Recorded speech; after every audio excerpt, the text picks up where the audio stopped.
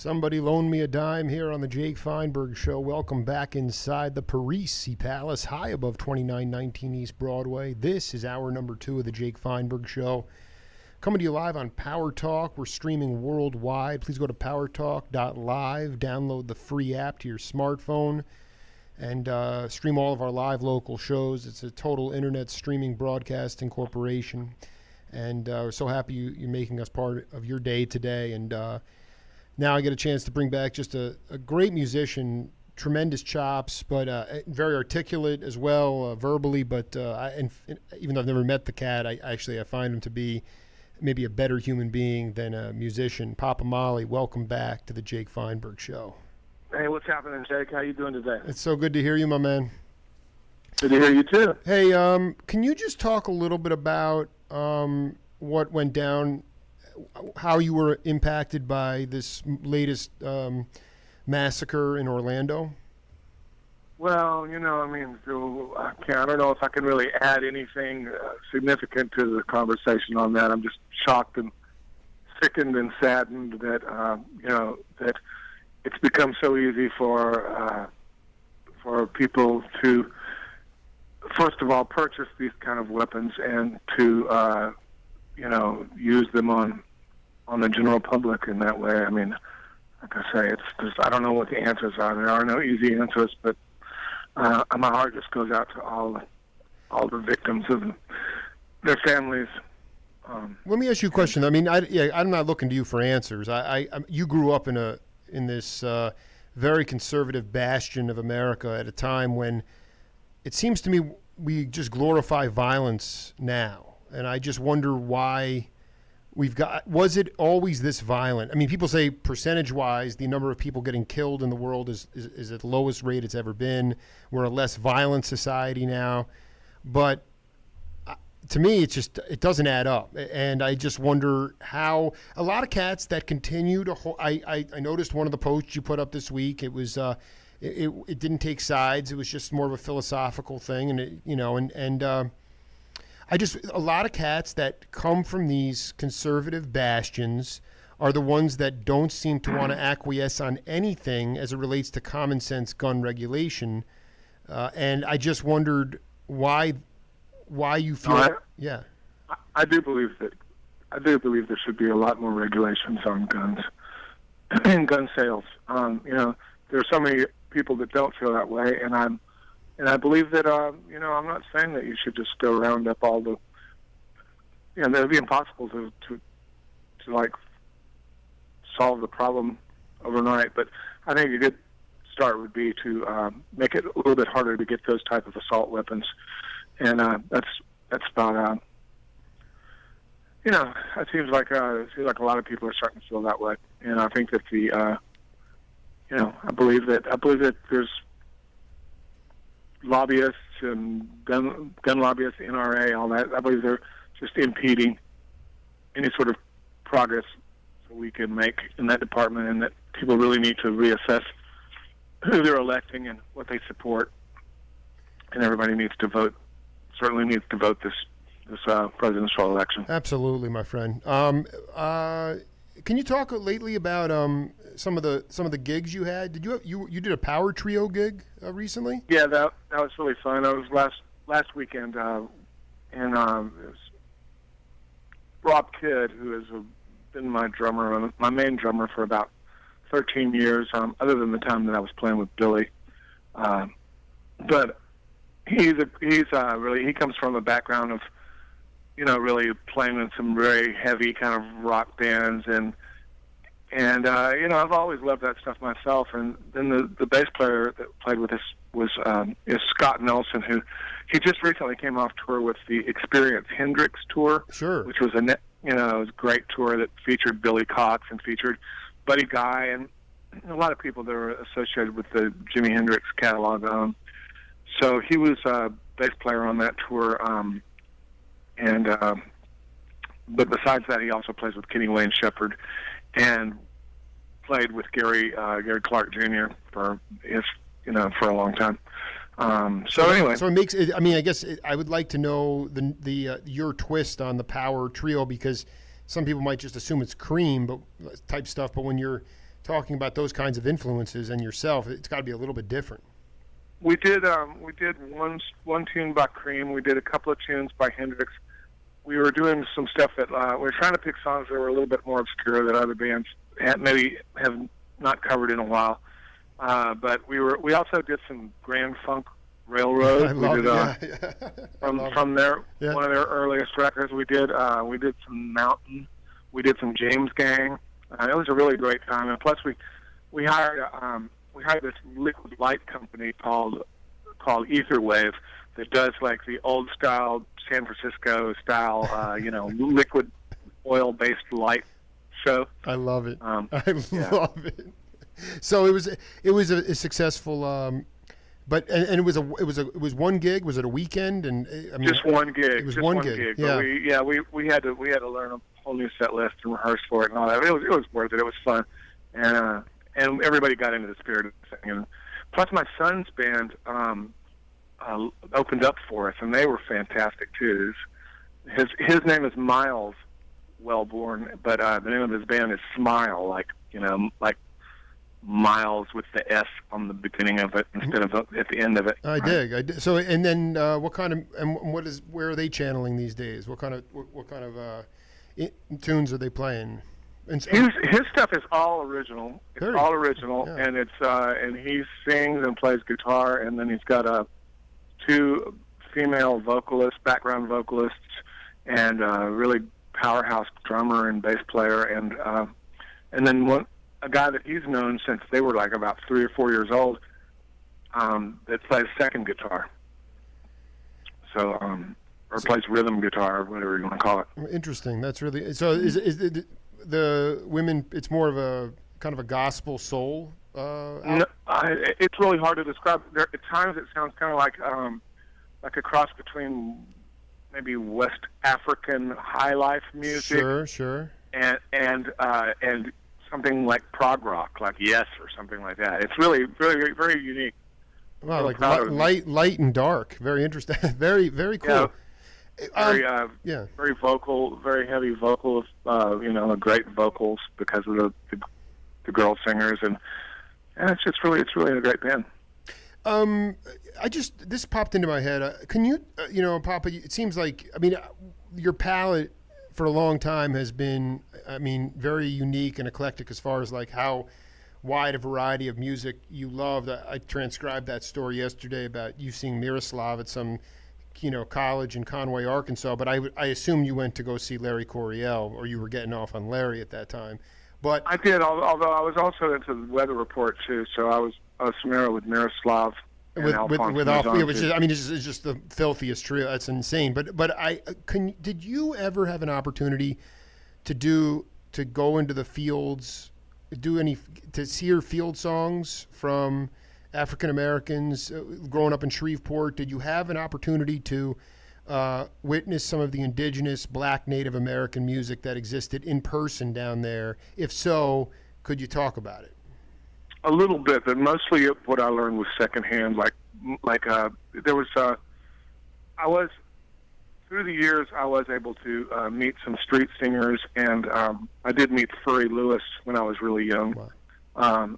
He was one of the last living guys that were from that era of blues players, and then plus later on, I'd say about 15 years ago, I met a lot of some elder bluesmen that lived in North Mississippi. When I was part of a documentary on Jessie Mae Hemphill, and the documentary was filmed over a weekend at a little farm in Como, Mississippi, and members of the Burnside family were there. R.L. had just recently passed, so he wasn't there, but his grandsons and children were there, and I've known Cedric. Cedric Burnside has become a good friend of mine since then. We've done a lot of projects together ourselves, but also met the Kimbrough family, and it was just a great weekend. I met a lot of other lesser known bluesmen that lived out, like Robert Bellflower. He was he was one of the elders of that session. And like I said, that was 15 years ago. He was probably in his 80s at that point. And so, yeah, I mean, as far as really, let's see, like I say, I wish any encounters that I might have had as a child with indigenous music.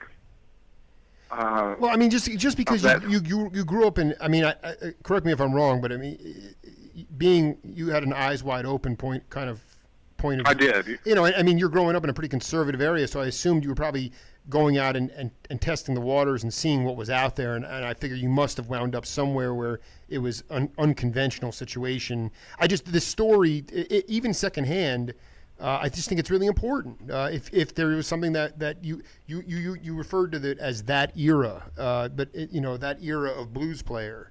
But I just would love you to talk about that inspiration and how it impacts your music today, which is so rooted in that Bayou blues, flavor. Well, yeah. I mean, most definitely, Shreveport is a very conservative area. It's in the Bible Belt, and it's.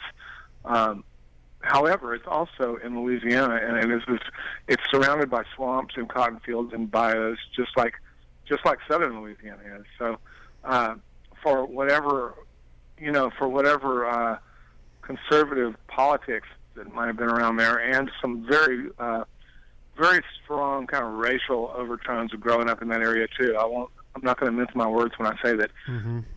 That was one of the things I really disliked about growing up in Shreveport. And there's a lot of things that I really do love about Shreveport, but one of the reasons I got out of town as soon as I was old enough to is that the racial thing was just so pronounced and still, and I felt like I needed to get away from that because I was playing music that was rooted in African American culture, and then later rooted in Jamaican culture.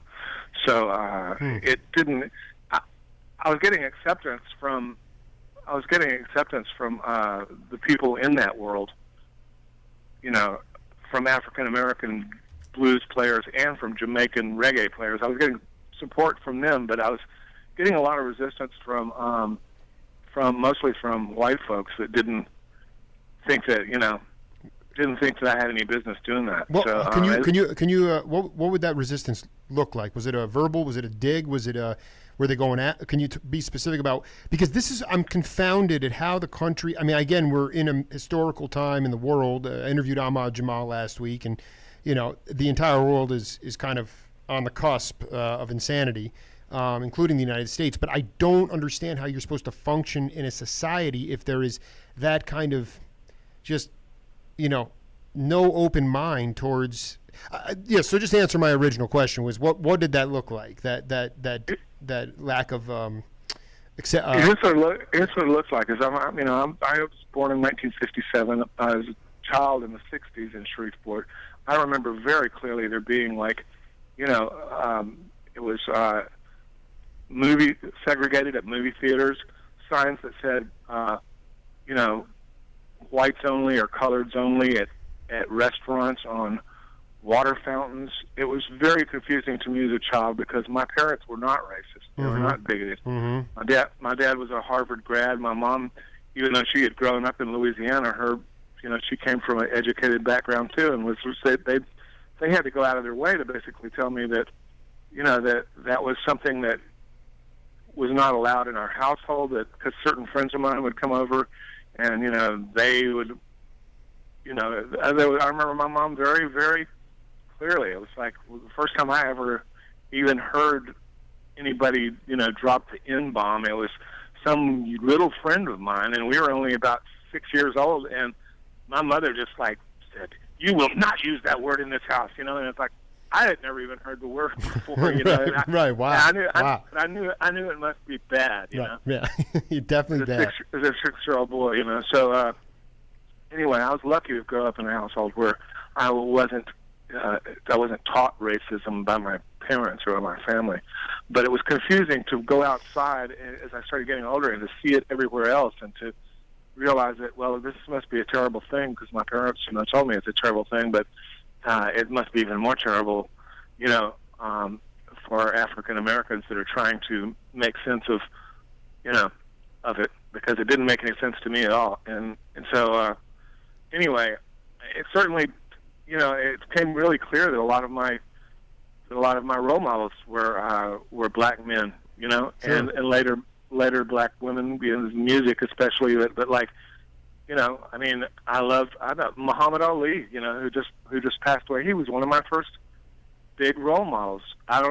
I just really thought that this guy had it going on, I think he did. I think he really did. Yeah. Yeah. And it had nothing to do with it, and it just merely comes down. I mean, as a young 38-year-old Jew from New York, from Long Island, I just, to me, it's like the cultural bias is so deep, where you have a 6-year-old kid who's learning that stuff. He's not born like that, It just comes home, and the slang is thrown around like no other, and they don't even necessarily know what it means. But it just comes from this cultural bias, and and then you obviously didn't feel comfortable there, and then you even go deeper to the cradle of the Middle Islands, the Jamaican islands. You went even to another level, because that's where all the slaves came from to begin with. I mean, you were really searching for a place where. Well, yeah, go ahead. Music that led me to a lot of these places. Sure. To be honest with you, I'd say at the time when I was young, I didn't quite have a sense of like what was right and wrong in the history of the world yet. I mean, all I could see was what was right and wrong in my neighborhood, and then as I started to travel, I could see what was right and wrong in our country, and then, you could see that. I mean, I remember very clearly, like, being affected. I mean, by the time I was old enough, and by the time I was 10 years old or so, I was aware that there was a civil rights movement. I was aware of Martin Luther King, and I was certainly, just saddened when he was killed, and so I was already developing some sort of sense of what was right and wrong in the world, but that's not really what led me to these places. It was music that led me to these places. It was my admiration for a certain style of music that just touched me and moved me, and that happened long before I was even aware of anything to do with race. Hearing singers like Sam Cooke on the radio, and hearing lots of people in New Orleans, that their voices touched me.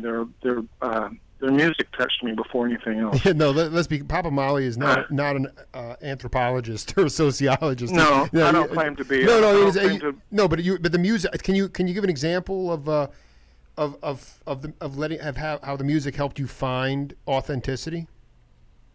Well, absolutely. It's like a lot of guys from my background. I came to that stuff mostly secondhand.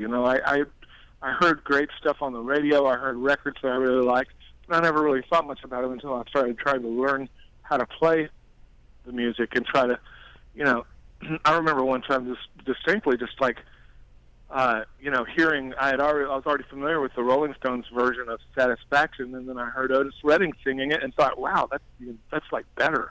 It's better, right? And I didn't really know why I thought it was better.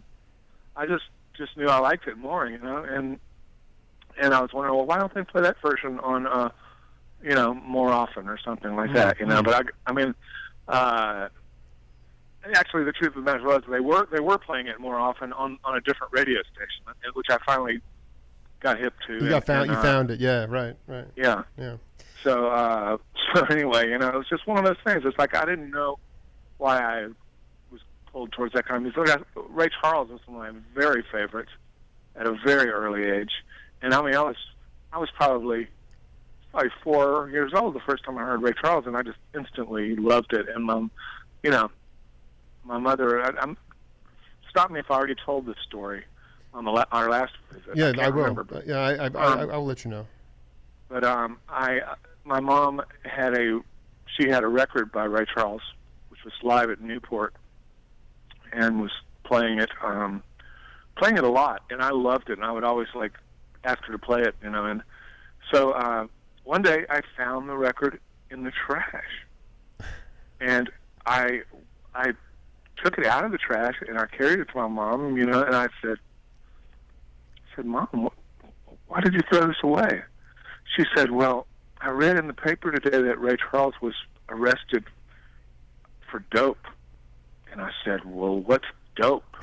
And she said, she thought for a long time, and her answer was so hilarious. She said, well, it's kind of like medicine for criminals.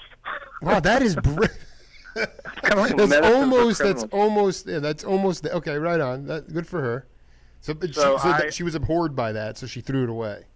Yeah. So this is, like I said, this was from the early '60s and conservative times and all that, But especially attitudes towards drugs and things like that. But I remember, like, I didn't understand, like, dope, medicine for criminals. I just didn't get it. And I'm saying, holding the album, so I was kind of like, well, can I have it? Now that was an even harder question for her, But eventually she said, okay, I guess so. If you really enjoy it that much, yes, you can have it. So that was my first album. That was my first album. The first album I bought with my own money was a couple of years later, but that was the first album that I actually owned. Was it live at Newport? Yeah. Mm-hmm. Unbelievable. Yeah, that dude, I mean, it's a transcendent cat, beyond. And yeah. Did you get to see Ray at that time, or? I got to see him. I got to see him in the '70s, and then I got to open for him right before he died, which was about 12 years ago or something. Could you? Something like that. That's 14 years ago. 14 years ago. Did you have a chance to wax poetic with him in the? Not at all. He was in his own private area, and we weren't allowed that there. But I was hoping I could have met him, but I didn't get to meet him ever. I didn't phrase the question so great. I mean, when I talk about leading the music leading you towards authenticity, outside of the listening component of it, I get hung up. A lot of people, younger cats, get hung up on control now, and insecurity, sort of trying to project into the future. And I feel like you're somebody, at least in your younger years, that it was your greatest strength and maybe your greatest weakness was that you were just channeling, you were going on a whim and following your true nature, which is incredibly emboldening. And I'm wondering, like in Shreveport, if you ever had a mixed race band that was, that you performed and it was very ill received. And then the first place where you wound up playing with different cats where it was received very positively, and then you knew you found at least a temporary home. Well, yeah, absolutely, and I mean, most of the projects that I had, if they weren't mixed race bands, they were me trying to make that sound, which probably didn't sound very authentic at all. Right, no, that's all right. Then. Yeah, it's all right. But I mean, I was trying my best to sound, as deep as I could. And I mean, honestly, I've listened to some tapes that I made when I was about 18 years old, and it was not that different from what I do today. But I had a really good teacher. It was John Campbell. He was the first guy that really took me under his wing and said, well, if you like the Allman Brothers, you should listen to Elmore James and T-Bone Walker and that sort of thing. And that really, really helped me a lot. I can't underestimate that. Plus, I had an older brother who had great taste in music. He turned me on to stuff like James Brown at a really early age, and a lot of the soul singers. So I'm grateful for all of that. And being in Louisiana too, I was exposed to it. But getting back to the question, yes, the Killer Bees were, when we first formed, were a racially integrated band at a time. You would think by 1980 that things would have changed enough where that wouldn't have been a problem at all. But no, it really was. We got hassled. We had the police come to our gigs, and because they thought we were just trying to start some sort of a riot or something. All we were doing was playing reggae music.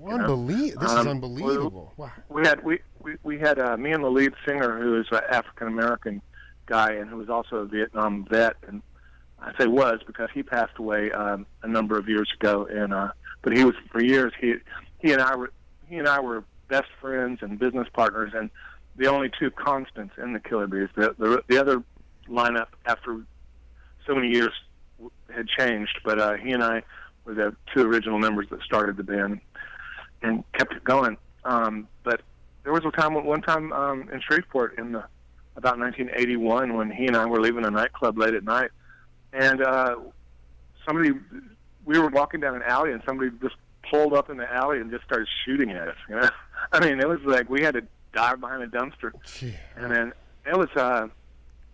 There was another time when the Ku Klux Klan pulled us over in the middle of the night on a deserted highway in South Louisiana, and I was at that time I was the only white guy in the band, and you know, honestly, you know, we all felt like we were lucky to get away alive that night. I don't know how you're still around. I don't know. I mean, were you? Do you remember if you took the lead on that? That's one of the most insane things I've ever heard of that whole movie Mississippi Burning immediately flashed into my head. Obviously, just not being from the South, but I mean, did you take the lead and were able to talk those cats off?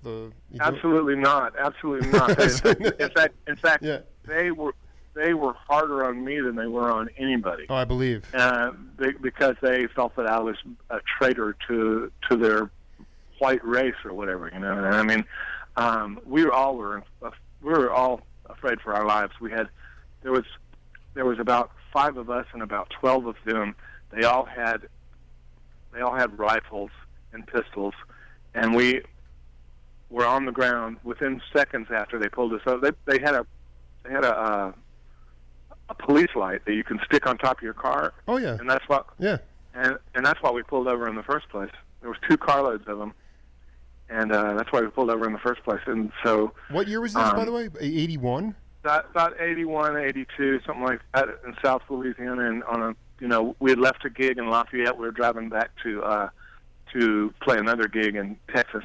And I should also mention that we had seen a Ku Klux Klan bookmobile on the side of the road distributing propaganda the day before while we were on our way to the gig in Lafayette. And being stationary on the side of the road like that, a lot of people were like slowing down and flipping them off and yelling obscenities at them, you know. And we were no exception. We slowed the van down and were yelling things at them. So I mean, maybe one of them took down our license plate number or something. I'm not sure, but whatever reasons, that same night on the way back, we got pulled over in South Louisiana and harassed for about 15 minutes on the side of the road. They just dragged us out of our van. They held us at gunpoint with our faces on the concrete. They kept saying how they were going to kill us and throw us in the swamp, look for the alligators to eat us and all this sort of thing.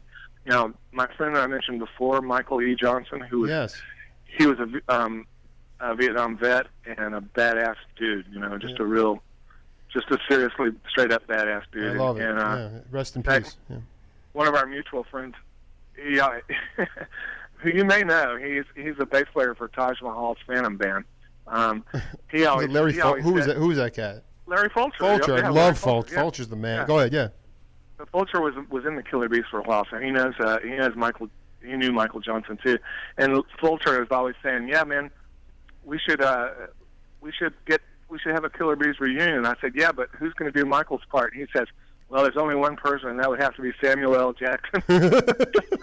That's how bad he is, man. Yeah, that's just how bad of a dude he was. So, I mean, was there one, you get to these sort of demarcation points where you're envisioning your corpse being thrown to the gators, and what got you through it? Michael is the one that got us out of it, and here's how he did it.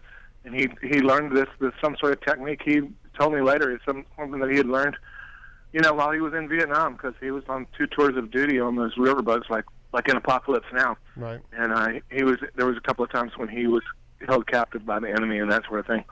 So he said that this is what prompted him to do this. We were all laid out.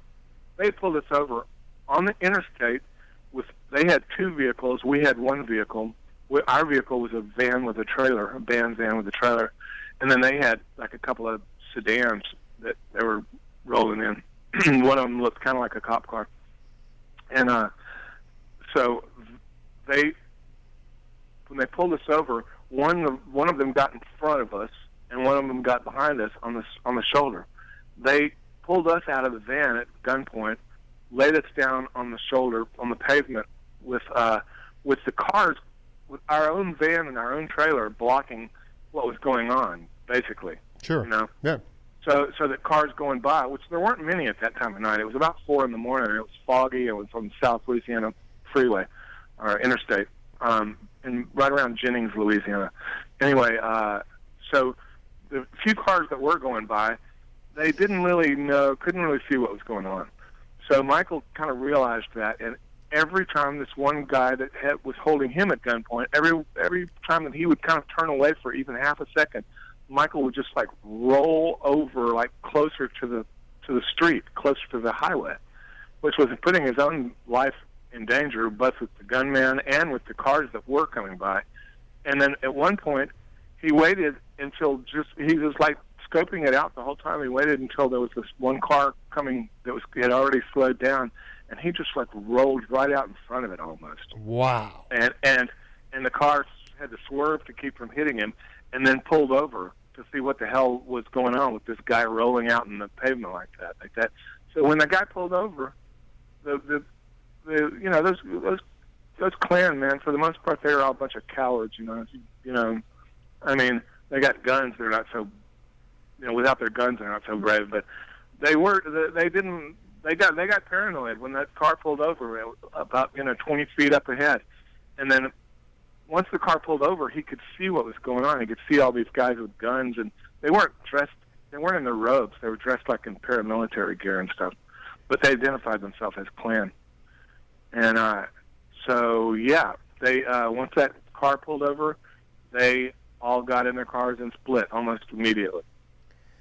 I mean, this is some of the. I mean, this is why I do. This is some of the best radio I've had in 2016. I mean, I'm on the edge of my seat right here, man. Unbelievable. Well, yeah, we all after they left, we're all standing out there just going, "Oh my God, did this really happen?" So I don't know how you would be. What the feeling? Go ahead. I mean, what's that feeling like?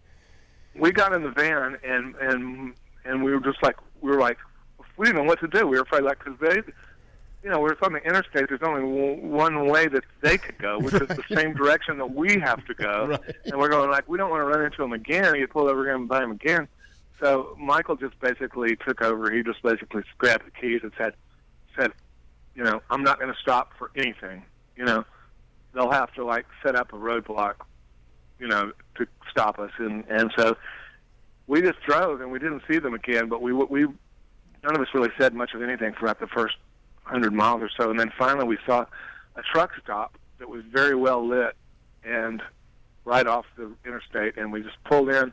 This is before cell phones, So we pulled in. We got in a payphone. All of us, it was like all of us were afraid to even be in the van by ourselves. It's like we all go to the payphone and sat there and called. We called the FBI.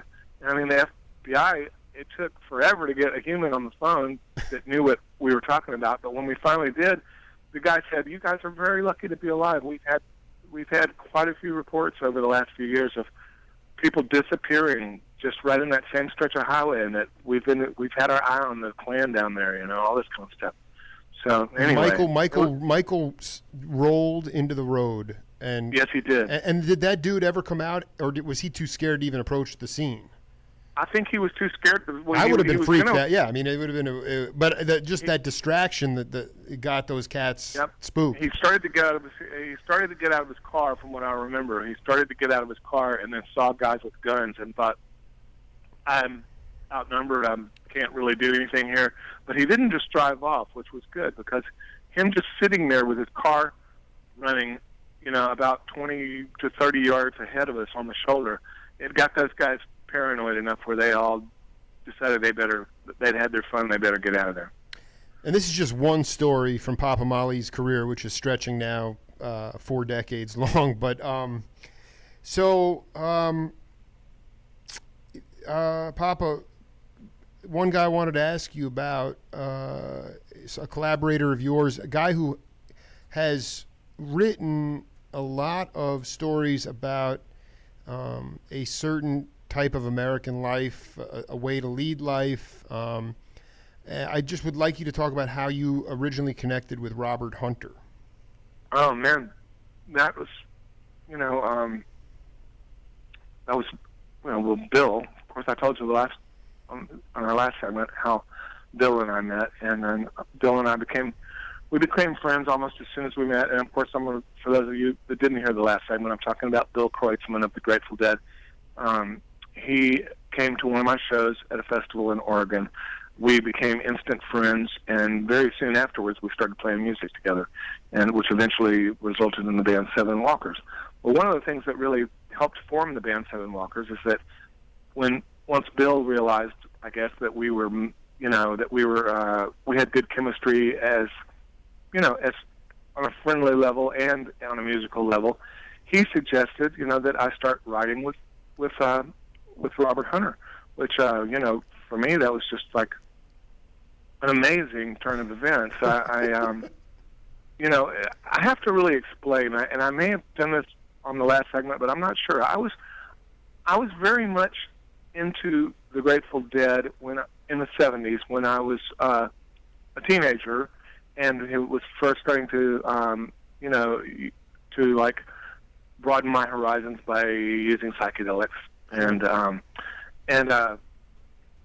so my friends and I listened to the Dead a lot, but we listened to a lot of stuff. I was never a Deadhead in the true sense of the word, that like a lot of people are Deadheads and that's pretty much all they listen to, and that they toured around and followed the band around. That wasn't me at all. I did dig them a lot. I listened. I had all their albums. I didn't trade tapes. I think that was a little bit later. But in the 70s, I bought their albums. I loved the songs. That was the thing that always kept me coming back. I loved the band and what they stood for, and the whole San Francisco psychedelic thing and all that. But the thing that really kind of kept me into the Dead for all those years were those great songs that Hunter and Garcia wrote. The lyrics, right? I mean, the story. Yeah. Okay, go ahead. Yeah. Because even at the same time that I was into the Dead, I was into like Dylan, and I was into a lot of great songwriters, and Curtis Mayfield, and a lot of great American songwriters. It's always been my thing, So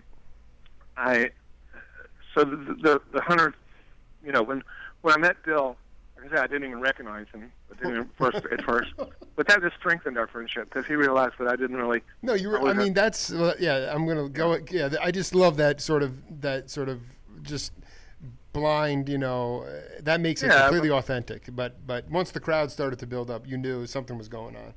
Yeah.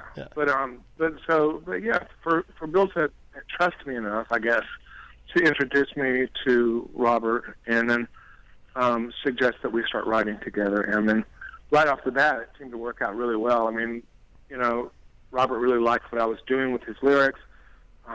It just was coming very naturally to me and coming quickly to me, and I didn't waste any time in getting together and recording some demos of the tunes he was singing me. I mean, I'll never forget that first song that I got was King Cotton Blues, and it's still my favorite. I mean, I love a lot of the tunes that we've worked on together, all of them really, but that one, I guess because it was the first one, and it's just so rich. It was so rich and evocative in its narrative that I instantly related to the character it was about. Can you talk about I listened to that tune several times today in different settings.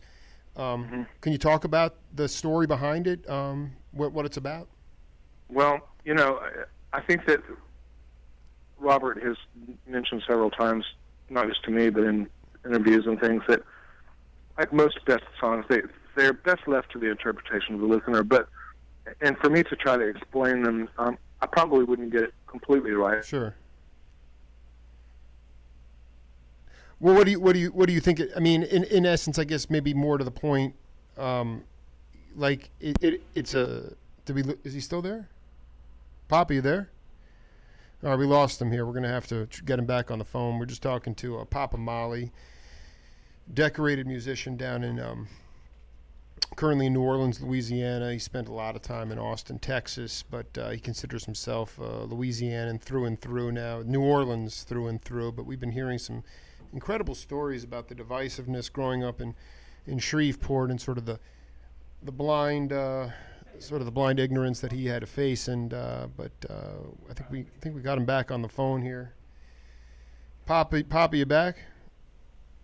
Yes, I'm back. All Sorry right. So about yeah, I'm sorry. You said I don't think I would be the best one to deliver it. Did you want to try your best to talk about at least what the song, the meaning, how the song evolved and breathed for you eventually?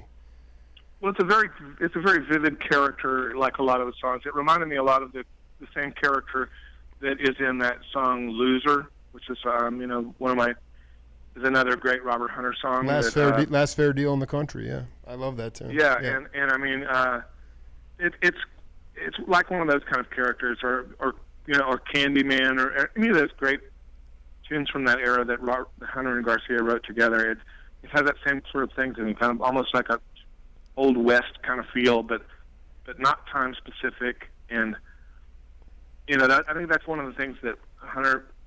Are you there? Yeah, I'm here, babe. Okay, I thought I lost you again. No.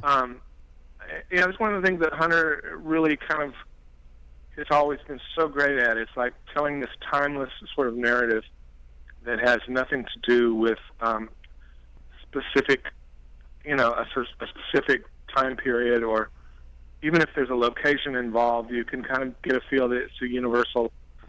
It could be a location, that exists in your soul or in your imagination or whatever.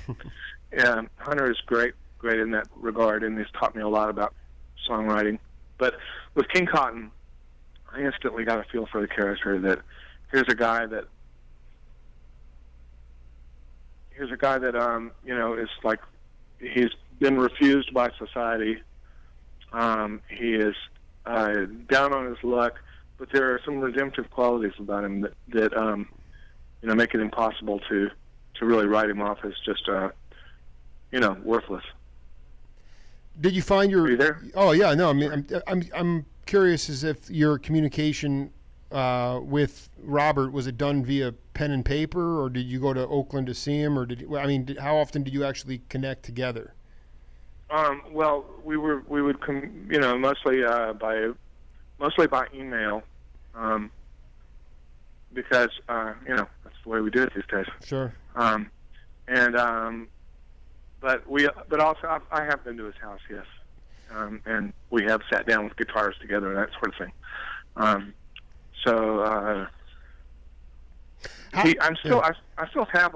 still have quite a bit of material that unfinished that I'm working on, stuff that he's sent me, So I hope that one of these days that we'll be able to, that Bill and I will be able to get together and make another Seven Walkers record where we can complete some of these songs.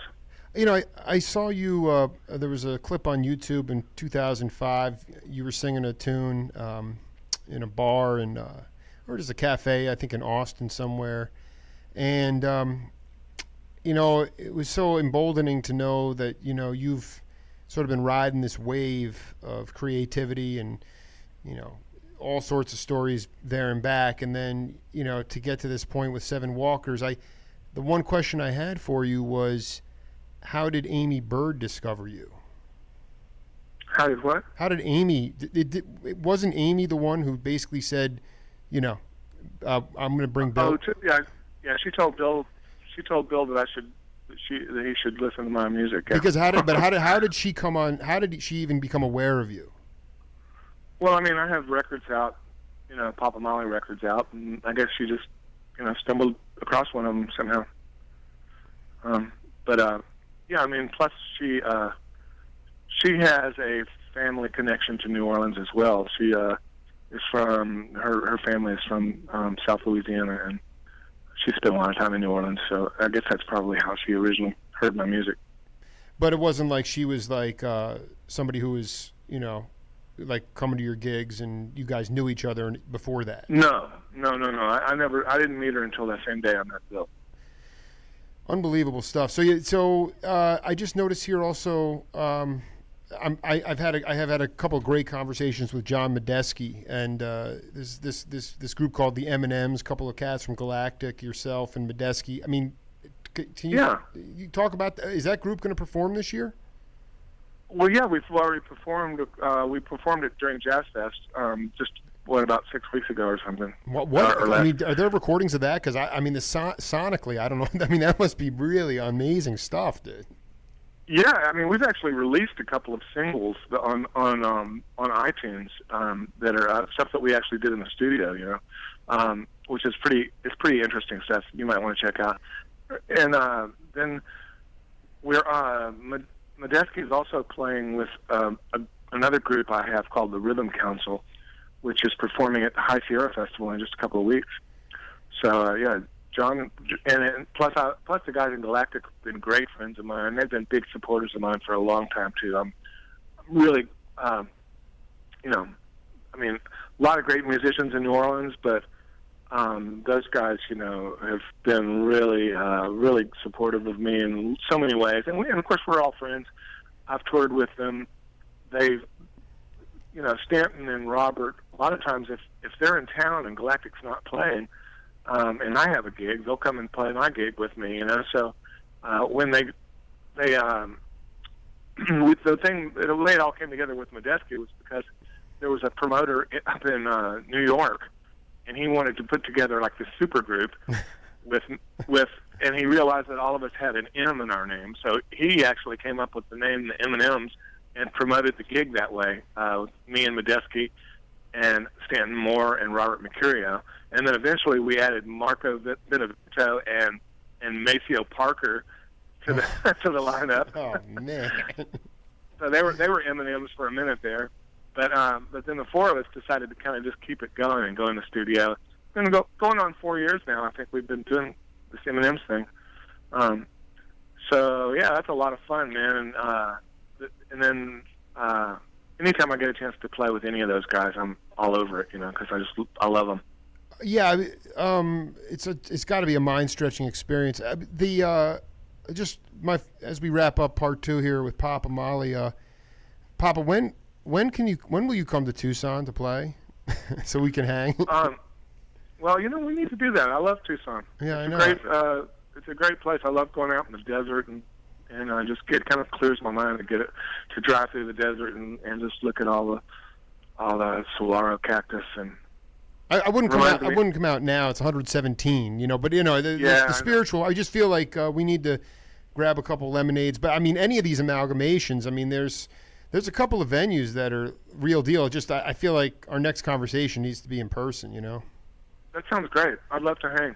Yeah. And you know, I thought it was so cool just now. Even that. I mean, that's one thing that I realized about you from listening to your other interviews is that you're so knowledgeable about music, and I try to be myself, but you know, it's rare that I find somebody on your side of the microphone that knows as much as I do. You know, and I think maybe in this case, I think maybe you know more. No, I want to be very clear though. I get off on the people more than anything else. I have this. I think what you said last time. I don't know if you remember. You were riffing. You were waxing poetic. You said. People think that everything's been told about a certain thing, but somehow I glean more, or there's something deeper, or there's a new character, you know, and all I'm trying to do is create that sort of, that new portal and always know that we always can keep learning and growing. And it's because of Kenny Burrell and Larry Coryell and Pat Martino and, you know, all your heroes that those cats helped me find my voice. But I mean, I'm actually not, you know, whatever. I just love to hang, and I love hanging with cats like you, man. So, well, it's great that I said, you know, bass player for Taj Mahal, and you immediately said Larry Fulcher. Fulcher. Yeah, no, I mean, don't ask me how. It's all cosmic. I don't need to tell you that, man. And so, let's stay in touch. I had a ball with you, man, and hopefully we'll get you out to Tucson when it's cooler, and you know, play some music and hang. Yeah, that sounds great, and thanks again for taking the time to ask the good questions, man. We got more content, Papa. Much love to you. Keep swinging, man. I'll talk to you soon. Okay, bye. Later on. That's the Jake Feinberg Show. Thanks to Jackson Craft across the way. We'll be back next week. Thanks so much for tuning in. Peace.